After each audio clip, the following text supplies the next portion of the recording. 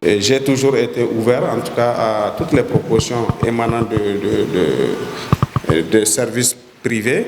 Bien que nous sommes une institution publique, nous sommes en train de cheminer vers le même objectif. Donc c'est normal que nous puissions mutualiser nos ressources, nos intelligences, nos temps, nos moyens, et pour parvenir à faire de la culture, en tout cas la culture nigérienne, une opportunité pour non seulement nos frères, mais aussi pour l'élan artistique national. Donc, sans plus tarder, donc, je vais laisser les artistes pour lesquels nous sommes là, et pour qu'ils viennent en tout cas nous montrer ce qu'ils ont pu faire.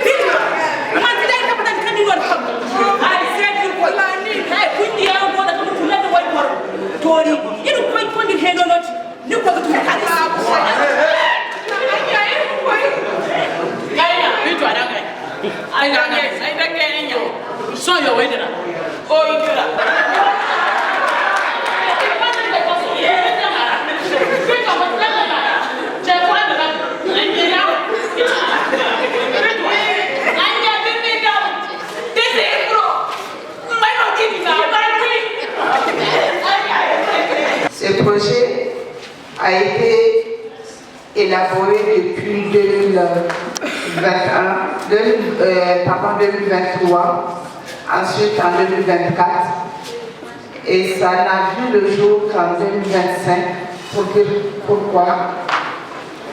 Nous tenons vraiment à ce projet parce que, vu le constat, au niveau de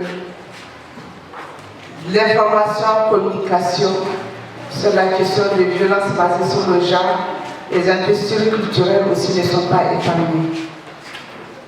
Et ce qui fait que, au niveau des actrices sur scène, on a du mal aujourd'hui à avoir des femmes comédiennes au sein de nos structures qui, juste peut-être, même celles qui s'engagent après le mariage, c'est difficile de continuer, ou bien pour d'autres raisons, et pour la non-valorisation du secteur culturel. Ces projets, nous envisageons, et notre vision aussi, c'est de promouvoir la gente féminine au sein des industries culturelles, leur expression créative, et aussi réduire sur les inégalités, réduire les violences basées sur le genre au sein de nos communautés. Hier seulement, j'ai participé à une analyse de l'impact des violences basées sur le genre. C'est une recherche, c'est une enquête que nous avons faite, et après l'évaluation, on a vu que l'État nigérien perd plus de 164 milliards de francs CFA dus aux violences basées sur le genre. C'est un impact, c'est dévastateur comme impact sur le plan socio-économique.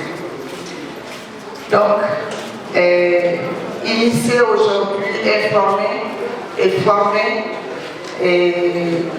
les femmes et les filles, c'est devenu un droit, un devoir pour nous de le faire.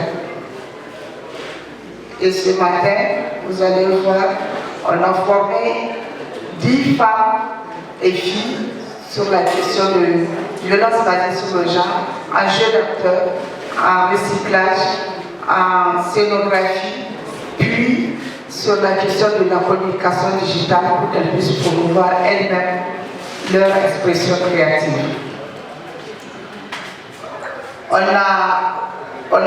était parti au début avec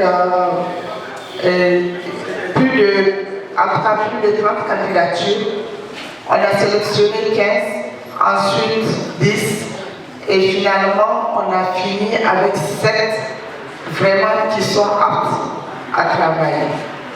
Et ces projets, même qui pilotent, le laboratoire continue à partir de février 2026 en espérant qu'à la fin du programme, sur les 3 ans que nous espérons, vraiment renforcer la capacité des femmes et des filles, artistes et jeunes de nos communautés sur la question de violence, sur la question de l'art, afin que nous promouvons tous nos droits au sein de nos communautés sur le plan de...